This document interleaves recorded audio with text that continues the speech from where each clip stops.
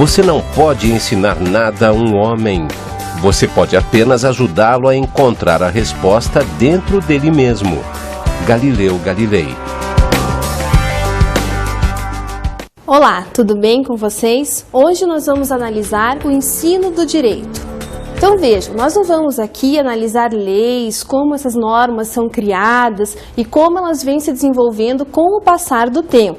Nós vamos analisar quem estuda essas normas e como elas são estudadas desde a época da Roma, da Grécia Antiga, até chegar ao Brasil.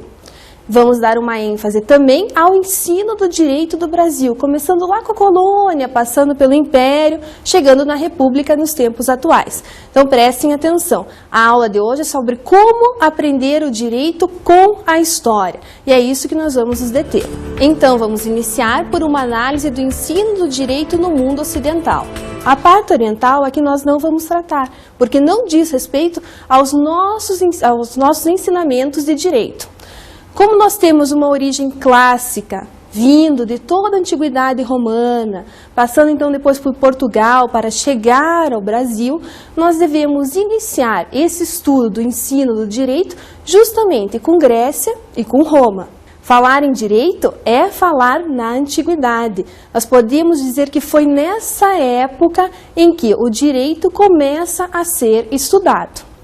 Isso não significa que não existissem leis antes desse estudo do direito, não é isso. Nós vamos aqui analisar, tanto em Grécia como em Roma, como que esse direito, essas normas que já existiam previamente, eram estudadas e não confeccionadas por um determinado legislador. Na Grécia Antiga, então, havia uma preocupação muito maior com a filosofia do que com o direito propriamente dito. Era a época dos grandes filósofos, Platão, Aristóteles, que se preocupavam muito mais com o ser, então nós estamos em um paradigma filosófico chamado paradigma do ser, do que essencialmente com o estudo de normas que viessem disciplinar a conduta dessas pessoas que estavam vivendo nessa sociedade. Já em Roma, não. Em Roma havia toda uma preocupação com o ensino do direito, porque o direito era um dos pilares da estrutura romana. Então a gente pode perceber que durante essa época da Grécia, a filosofia ela toma grande proporção, ao contrário do que vai acontecer em Roma, que nós vamos ver mais tarde.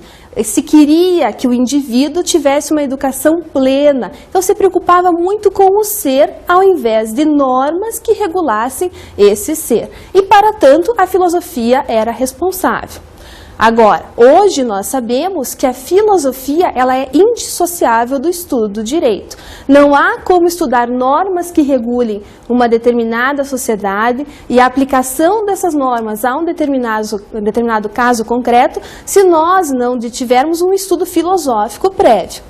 Por isso que as universidades trazem em seu currículo um estudo de filosofia do direito, que vai fornecer, então, ao operador jurídico, ao futuro bacharel, que vai seguir determinada carreira jurídica, um aparato muito maior no momento de tomar as suas decisões. Toda essa cultura filosófica que traz hoje no ensino do direito vem justamente dessa época, da época da Grécia Antiga, onde o ser ele era estudado como algo perfeito, que buscava a verdade, enfim, se preocupava com o indivíduo, com esse ser. Vamos agora dar uma analisada o que era essa educação na Grécia Antiga. A Grécia atingiu o ideal mais avançado da educação na antiguidade, a paideia. Uma educação integral que consistia na integração entre a cultura da sociedade e a criação individual de outra cultura numa influência recíproca. Os gregos criaram uma pedagogia da eficiência individual e, concomitantemente, da liberdade e da convivência social e política. Moacir Gadotti. De acordo com esse conceito, então,